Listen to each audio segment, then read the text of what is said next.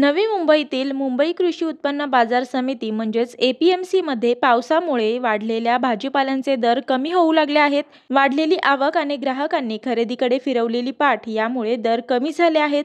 फरसबी, शेवगा, वाटाण्यासह इतर पालेभाज्या आणि कोथिंबिरीचे दर कमी होऊ लागले आहेत। बाजार समितीमध्ये शुक्रवारी 628 ट्रक टेम्पोमधून 2914 टन भाजीपाल्यांची आवक झाली। यामध्ये 5,39,000 जुडी पालेभाज्यांचा समावेश आहे। सातारा, पुणे, सांगली, नाशिकसह राज्याच्या विविध भागातून आणि दक्षिणेकडील राज्यांमधूनही भाजीपाला विक्रीसाठी या ठिकाणी येत आहे। सतत पाऊस पडत असल्याने आणि बाजारभाव वाढल्याने ग्राहकांनी भाजीपाला खरेदीकडे पाठ फिरवली होती। ग्राहक कमी असताना आवक अचानक वाढल्यामुळे बाजार समितीमध्ये भाव कमी होण्यास सुरुवात झाली आहे।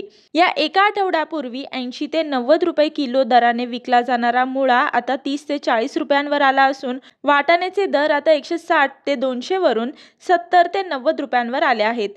फरसबीचे दर हे 80 ते 90 रुपयावरून 50 ते 56 रुपयांवर आले आहेत। शेवग्याची शेंग, दोडका, मिरची, कारली, फ्लॉवर यांचेही दर कमी झाले आहेत। कोथिंबीर, शेपू, कढीपत्ता, मेथीचे दरही कमी झाले आहेत। पावसामुळे भाजीपाला खराब होण्याचे प्रमाण वाढले असून बाजार समितीमध्ये टाकून दिलेल्या भाजीपाल्याचे ढीग पाहायला मिळत आहेत। किरकोळ मार्केटमध्ये विक्रीसाठी नेलेल्या मालामध्येही खराब मालाचे प्रमाण वाढत आहे। त्यामुळे भाजीपाल्याचे दर कमी होण्यास सुरुवात झाली आहे।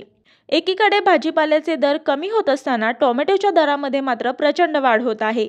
एक आठवड्यापूर्वी बाजार समितीमध्ये 20 ते 42 रुपये किलो दराने विकला जाणारा टोमॅटो आता 60 ते 70 रुपयांवर पोहोचला असून किरकोळ मार्केटमध्ये 120 रुपये किलो दराने विक्री होत आहे। मी वर्षा काटेकर, योद्धा न्यूज, नवी मुंबई।